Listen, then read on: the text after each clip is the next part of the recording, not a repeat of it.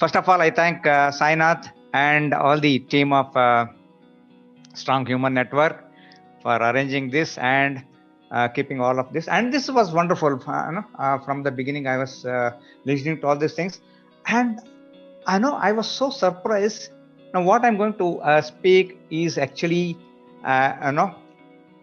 becoming a consolidated all the things, whatever whoever, and I start with Sainath, what he started the discussion, right? How the relationship start, what and all is involved in the relationship. So can I share my screen?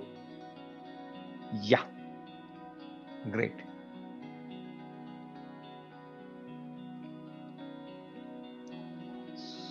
Yeah, so you're able to see the screen, right? I mean, this PPT.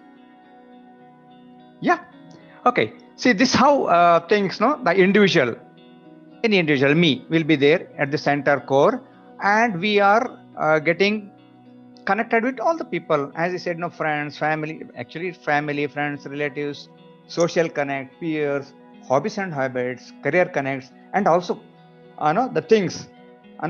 Some people speakers also said that, no, with the things. I think Rajiv was telling. So we have got connect with relationship with everything else, but then how it all come together, and what makes it this relationships to go ahead, because we always think, the moment we think something else, no, we want everything to be all right. Okay, that's how the mind thinks about everything has to be all right, perfect, right?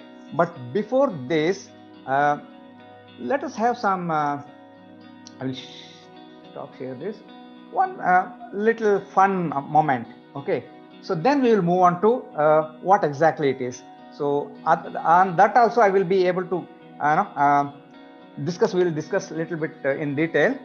First, let us please hold your hands like this in front of you, everyone, if you can, and then just close your eyes,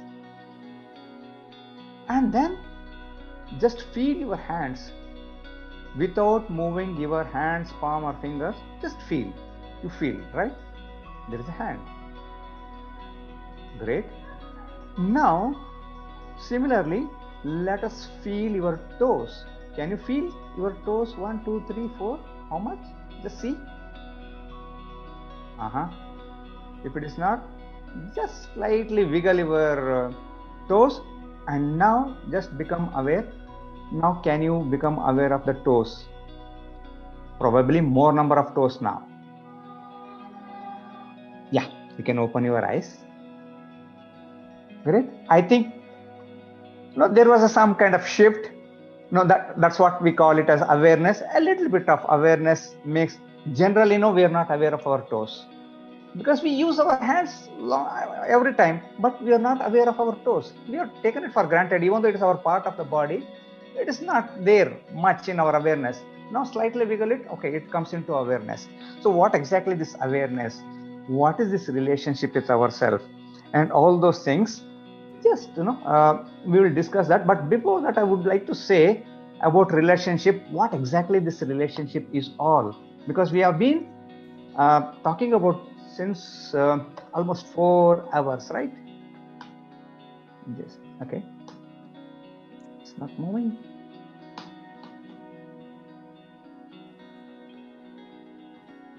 Okay, yeah. See, all our relationships is a combination of these three things, right? We endure the relationships, and relationships are exhaustion. It leads to exhaustion and also enjoyment. Now, to really understand this, we have to go back to our early parenthood. I think Sainath will immediately connect with this. No, we have to endure this, okay? And then it is exhaustion. We have to take care of the child the whole day, right? But at the same time, we will be enjoying. So it is a kind of combination of all these three things. But many of the time, we try to, shift away certain things. But they are all the combination, and it's all relative, right? When I have to feel joy, means somewhere something, the other thing, negative things should be there. Okay, it's not that only the positive, because generally we look at only the things we want to be positive, but it is relative.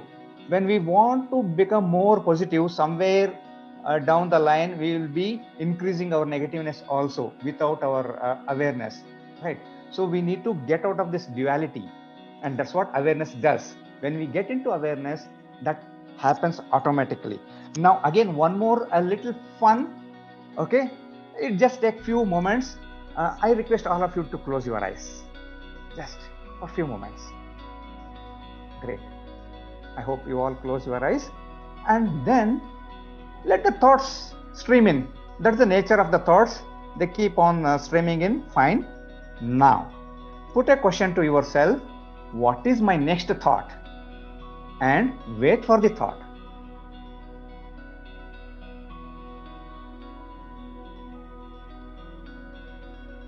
Again, you may be into the stream of thoughts. It doesn't matter. Once again, put a question to yourself: what is my next thought? And wait for the thought.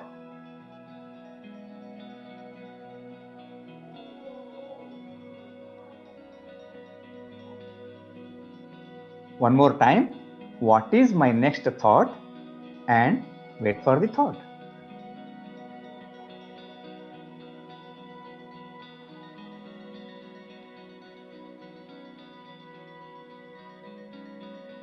Yeah, now you can open your eyes, please. Thank you so much. Yeah, so what was the experience? Can one of you share? Or you can use, some of you can use the chat box also. What exactly happened? What I have observed, sir, the moment you said close your eyes, there were a flow of thoughts revolving. The moment I started thinking, what is the next thought? There's nothing actually. There's nothing Wow. going on in the mind. हाँ. Yeah. Yes, sir. Yes. Yeah. Hello. Yes. Yes. Yes. Somebody wants to share their experience. I could not see who is that. Yeah. Christina says no more thoughts for me, just peace. Yeah. Exactly. Yes. So Yes, almost all of you felt that, right? The moment you wanted to think, there was no thoughts, and that there was a pause. Suddenly, however small it was, pause. In that pause, we all felt that it was very peaceful, calm, relaxing, right? And I say that that is our true identity.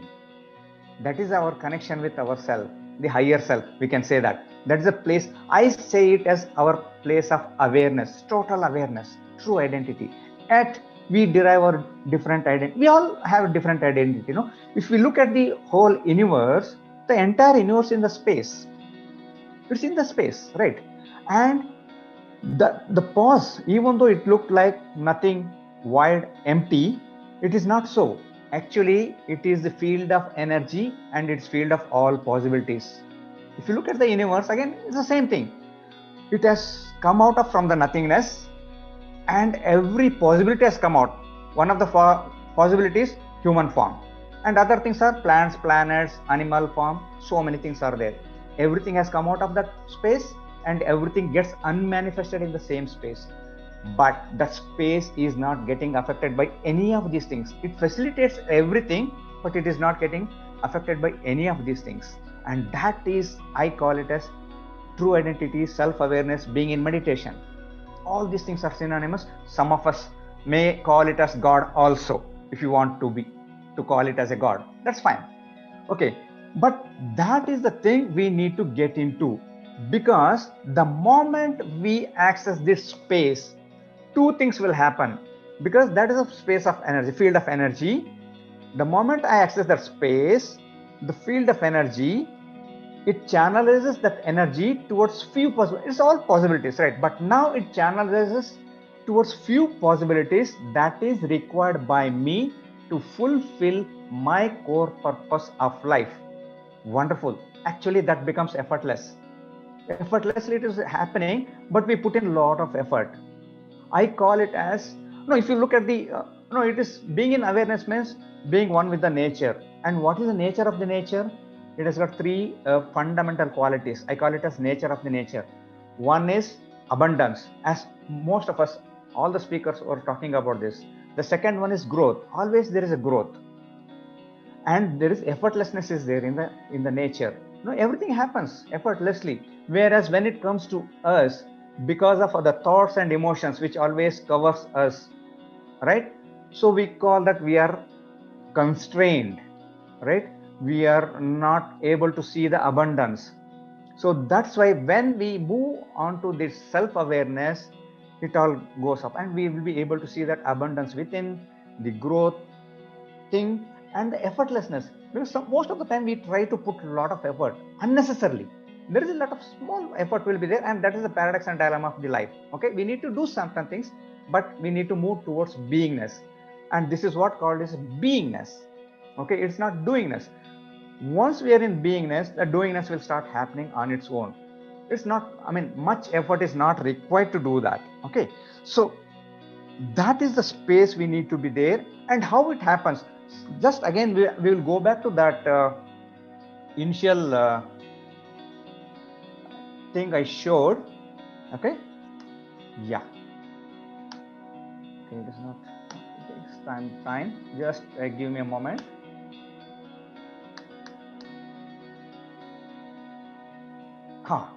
So now all these things happens. I was talking about the awareness and space. Everything is a space in the beginning. Okay, then